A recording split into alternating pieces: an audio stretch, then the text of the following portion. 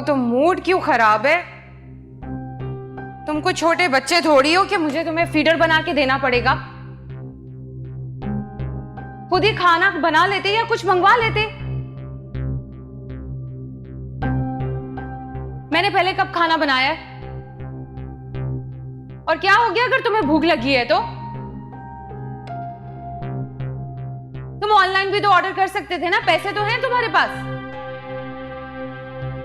और मैं तुम्हारी मुलाजमा नहीं हूं जो तुम्हारे लिए खाने बनाओ। तुम्हें अच्छी तरह से पता है कि मुझे ये काम करने की आदत नहीं है।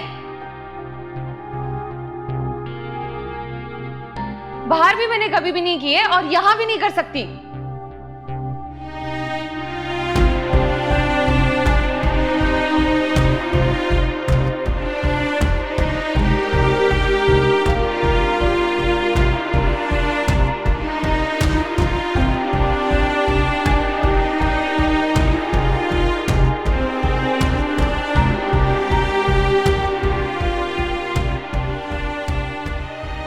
भैया लड़की ढूंढ ली है, मेरी बेस्ट फ्रेंड विशाल। वो लड़की भाई, वो उसके घर का माहौल हमारे घर का माहौल तो काफी डिफरेंट है। वो कैसे एडजस्ट करेगी इधर? भैया बहुत अच्छी लड़की है, वरना मेरी दोस्ती ना होती उससे। अलमीर देखो, ये चंद दिनों की बात तो है नहीं, सारी जिंदगी का मामला है। जो भी फैसला करो सोच समझ कर करना। और तुम दोनों के मिजाज में काफी फर्क नजर आता है मुझे। भैया मैंने समझाया उसको बताया हमारे घर का माहौल, हमारे ट्रेडिशंस, और वो राजी है खुद को बदलने के लिए। कौन बदलता है? समीर को देख लो, आज तक बदल पाया वो वानिया को। And I can not afford another Vaniya in my house. गलती तुम्हारी है, ऑफिस तुम्हारी जिम्मेदारी है और तुमने अपना नुकसान खुद किया है। इसमें मेरा तो कोई कसूर नहीं है। मिशी, ऐसे नहीं चलते रिलेशनशिप्स। ऐसे नहीं होता कि मेरी इनकम में अपना हिस्सा लेना तुम अपना राइट समझो और जब मुश्किल वक्त में खड़े होने की बारी आए तो तुम्हारी कोई रिस्पॉन्सिबिलिटी नहीं है। बिल्कुल भी नहीं। पैसे कमाना ना तुम्हारा फर्ज है और मेरी रिस्पॉन्सिबिलिटी भी तुम्हारा ही फर्ज है। इसका ये मतलब हरगिज नहीं है कि मैं तुम्हारा साथ दूंगी और अपनी ज्वेलरी बेच दूंगी। और बाय द वे, वैसे भी वो ज्वेलरी मुझे मॉम ने गिफ्ट की थी, तुम्हारी नहीं है वो। You have no idea. तुम मेरी अगर मदद कर लेती हम इस क्राइसिस से साथ गुजर जाते। Oh really? इस बात की क्या गारंटी है कि अगर मैं ज्वेलरी बेच देती तो सब कुछ ठीक हो जाता? I don't think so. ऐसा कभी भी नहीं हो सकता। No. सड़क पर आ गया हूं मिशी, कुछ नहीं है मेरे पास, कुछ नहीं है।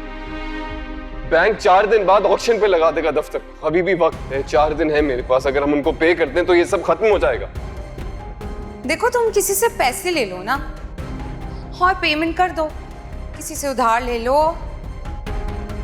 बड़े भैया से पैसे ले लो, उनके पास तो बहुत पैसे हैं, वो तो तुम्हें आराम से पैसे दे देंगे। भैया मिशी की ख्वाहिश है कि उसका एक अलग घर हो।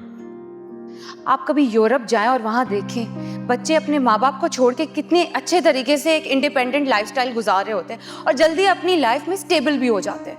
वहां का कंपैरिजन यहां से मत करो। क्यों ना करो? आपके ये असूल, आपकी ये बातें 100 साल पुरानी है। आपको अपनी सोच बदलनी पड़ेगी। खामोश खामोश, एक लफ्ज भी और मुंह से मत निकालो।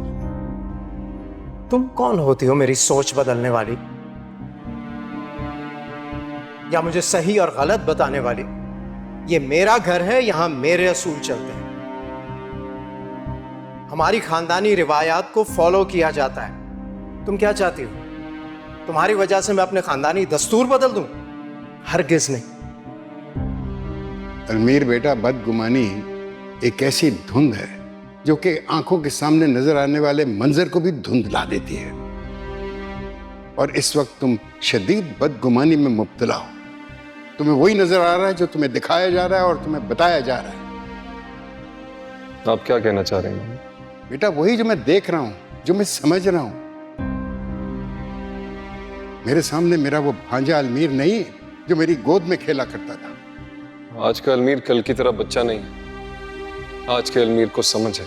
खैर, इस वक्त शायद तुम्हें कुछ भी समझाना जो है वो बेकार है।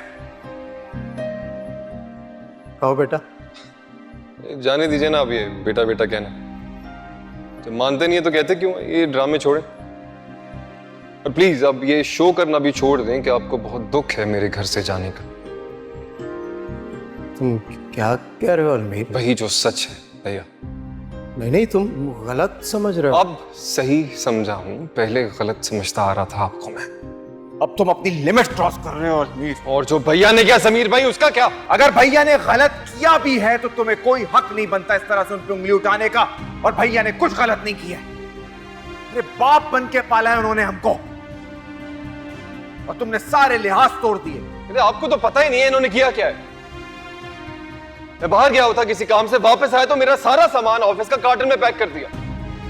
पूरे ऑफिस के सामने, पूरे स्टाफ के सामने मेरी हैसियत खोल के रख दी कि ये हैसियत है मेरी। वो सामान भैया ने नहीं, मैंने पैक